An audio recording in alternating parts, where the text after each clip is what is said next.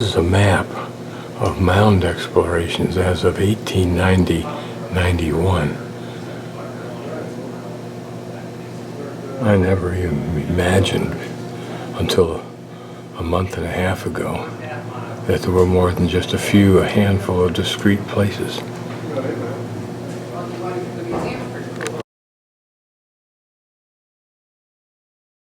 It's Monday the 14th, I think, out of Gray Bull.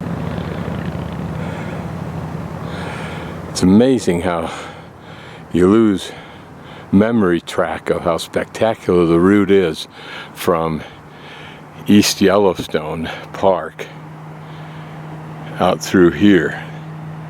Just spectacular country. Very few people walk down this very faint little trail just up from the parking viewpoint area to get the spectacular views that we'll get down into these deep canyons.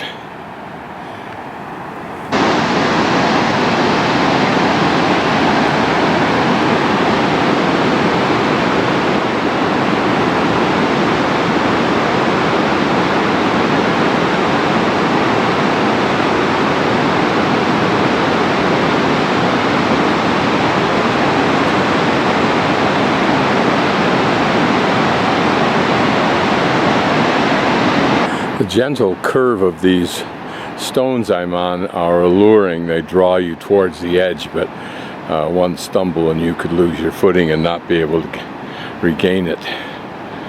This is looking back towards Graybull and the very steep climb up here. Spectacular.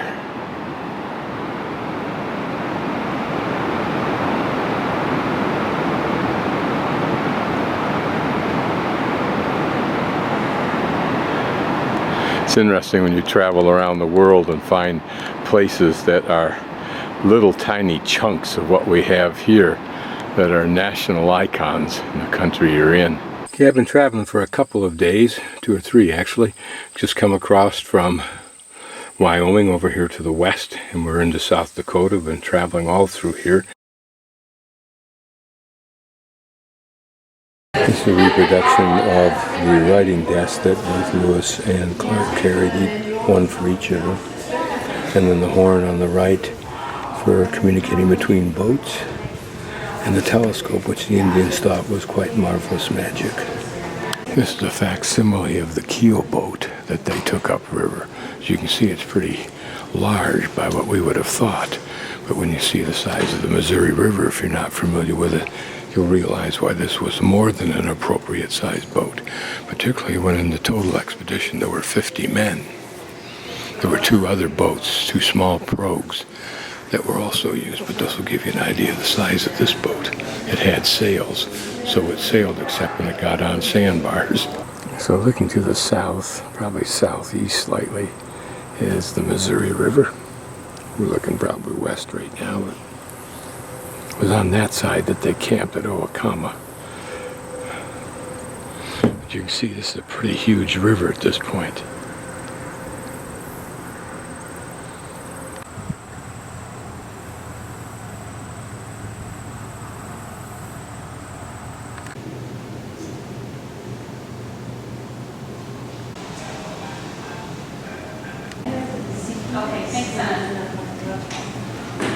Okay, I've been traveling for a couple of days, 2 or 3 actually. Just come across from Wyoming over here to the west, and we're into South Dakota. Been traveling all through here yesterday, and last night I came down and ended up stopping at Parkston, this little town right here, and then continued along and then took this little side road down, not a side road, but a smaller road down to Muna. And then went east again over to 81, and then down 81 into Yankton, and down here into Vermilion to where we are right now, which is the Spirit Mound Historical Prairie Site. By way of note, video clips for Parkston and other little places around are came off the cell phone. Small town of Parkston which is on a railroad train directly behind this huge, whatever it is here, but it's got huge storage tanks. All around this area are storage tanks for grain and fertilizers and things like that, I'm guessing.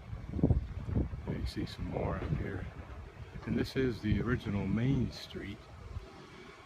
Some of the older buildings, and down there's a very pretty bank on the left, which we'll go down and take a closer look at.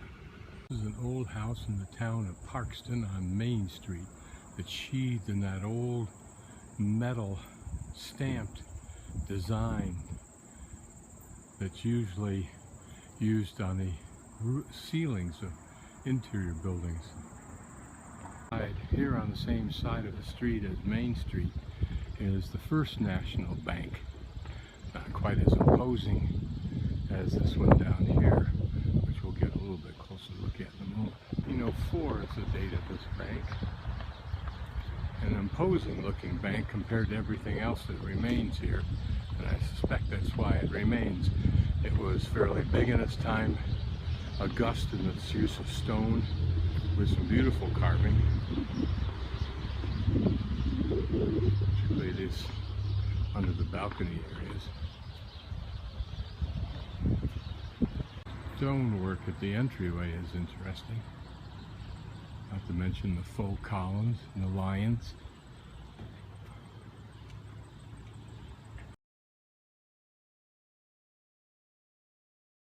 That this big truck will pull in either up on that ramped area there that you see right dead ahead of us, right over there where that truck's backing out. That may be a cue. And then it loads that big truck up from there apparently.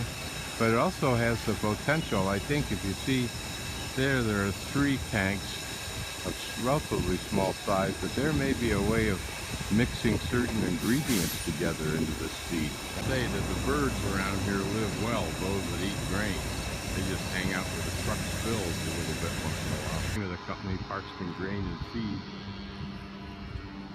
Down Main Street again. But try to imagine when all of the buildings were old here. Back when our 2 banks, this one on the left and that one on the right, were in their heyday in 1984 when they could afford to build them, this must have been a powerful area for grain even then, if not more so. And here on the corner where it's Parkston Area Foundation, there used to be a little cafe and something else that the old fella, or not the old fella, but the older fella I talked with, named Merlin, yesterday evening, said was a small cafe where after school the kids would come here and have coffee and hamburgers, and you could get a hamburger and cheese and a whole dinner for 35 cents. Well, was childless, but apparently took their lifelong earnings as farmers in this Milltown area and invested it in a foundation to support basically 7 different charitable organizations, particularly those focused on at-risk children or those who were burn victims or visually impaired or terminally ill.